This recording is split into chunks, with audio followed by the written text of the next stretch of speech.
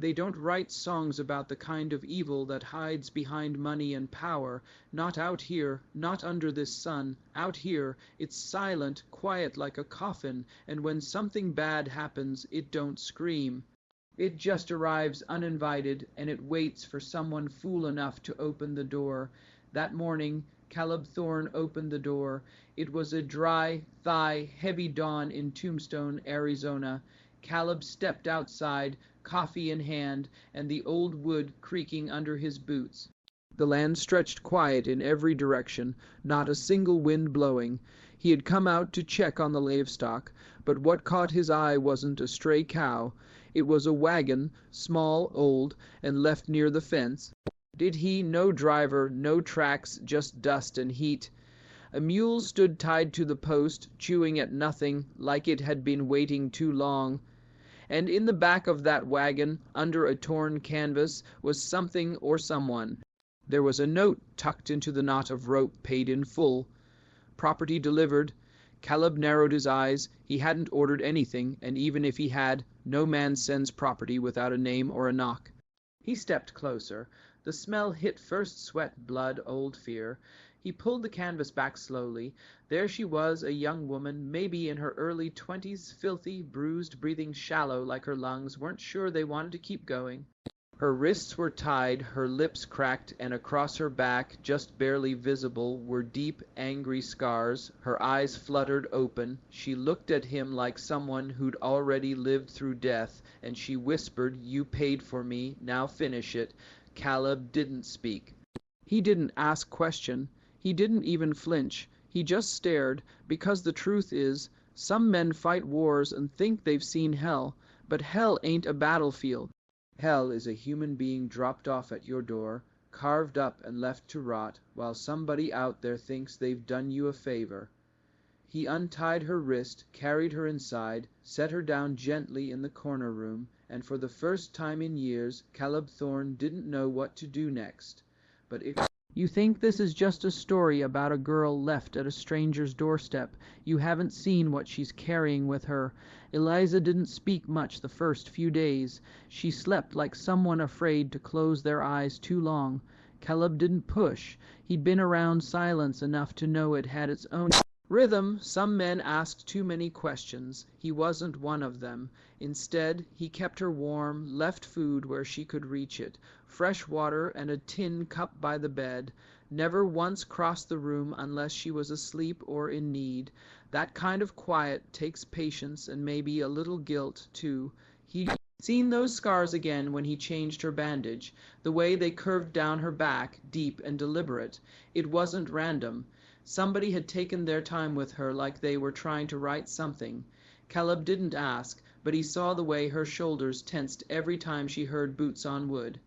On the third night, she sat up without his help, didn't say a word, just stared into the fire like she was waiting for it to talk back. Caleb sat nearby, sipping on his coffee. After a while, she said it soft and tired. "You didn't touch me." He looked up, just nodded. Most men would have Caleb tossed another log into the fire. His voice was low, like he was talking to himself more than her. "I ain't most men, that was it. No long speeches, no soft music, just that." Over the next week, she started helping around the place, brushed the horses, cleaned up dishes without being asked. One morning, Caleb caught her humming, not a tune he recognized, but it was a sound, a real sound from someone who had been nothing but silent, and in that moment he realized something. This wasn't just about feeding a wounded stranger.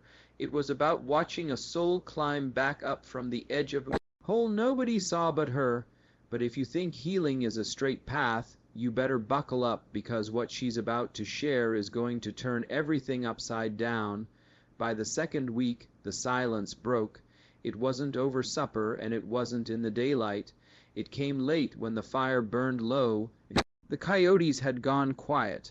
Eliza's voice was barely above a whisper, but it carried like a bullet.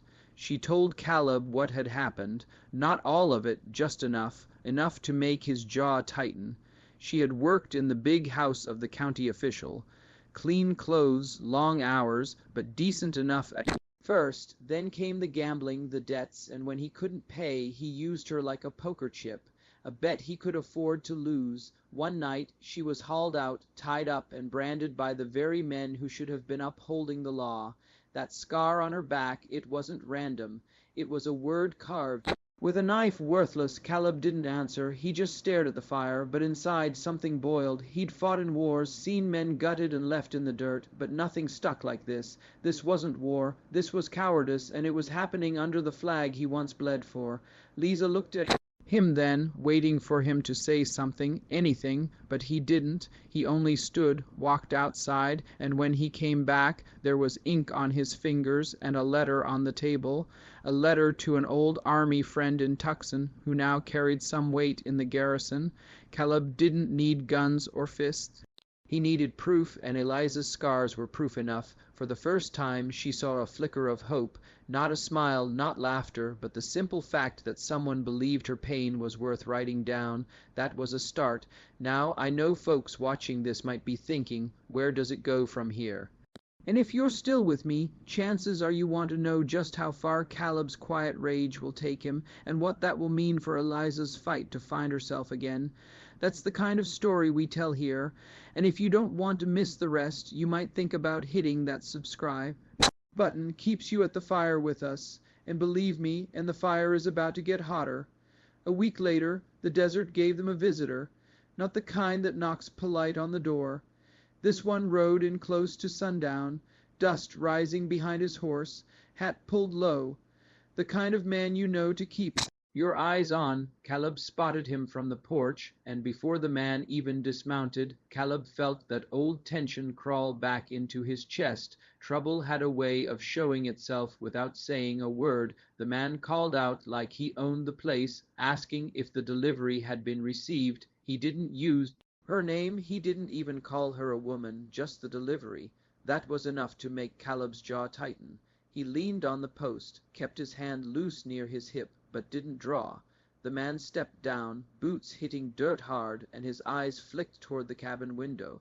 Lisa was inside, watching through the cracks, her breath short, shoulders shaking. Caleb offered him no welcome, just stood there in that quiet way he had, waiting for the stranger to make his move, and he did. The man said he was here to collect what wasn't his to begin with. He stepped toward the door. That was when Caleb moved. No shouting, no show, just a sharp step forward, his fist on the man's collar, the other hand pressing cold steel under his chin. The fight didn't last long. It didn't need to. Caleb wasn't looking to kill, only to end it quick. Within moments the man was on the floor of the cabin, wrists bound with rope, gags shoved in tight. Lisa didn't cheer, didn't smile. She just sat by the corner, watching in disbelief as someone finally stood between her and the men who treated her life like a coin to be tossed. Caleb dragged the stranger out, tied him to the post, and waited for dawn. Desert has a way of punishing arrogance. Men come thinking they can take what they want, but out here the land and the silence always collect their debt. He knew soldiers from Tucson would be passing through soon, and they would get their proof. Flesh and blood this time, not just a letter. Now, if you think that one man tied to a post ends the story, you might want to hold tight. Because when power is challenged, it doesn't just sit quiet, it bites back, and that bite was already on its way. When dawn came, the soldiers from Tucson rode in, dust cloud trailing behind them. Caleb handed over the man bound to the post along with the letter he'd written days before. They took him without question, the weight of his guilt written all over his face. Eliza stood in the doorway, watching as the horsemen disappeared into the horizon, and for the first time she realized the fight was no longer hers alone to carry. Somebody had stood with her, and the world had finally listened. The days that followed were different. There was no more waiting for boots at the door or shadows on the porch. She cooked, she worked the land, she even laughed once or twice, surprising herself as much as Caleb. He didn't say much, just went about his chores, but the silence between them was no longer heavy. It was a kind of peace. One evening she sat by the fire, the same place she had once whispered that broken plea, and she told Caleb she wanted to stay, not because she had nowhere else to go.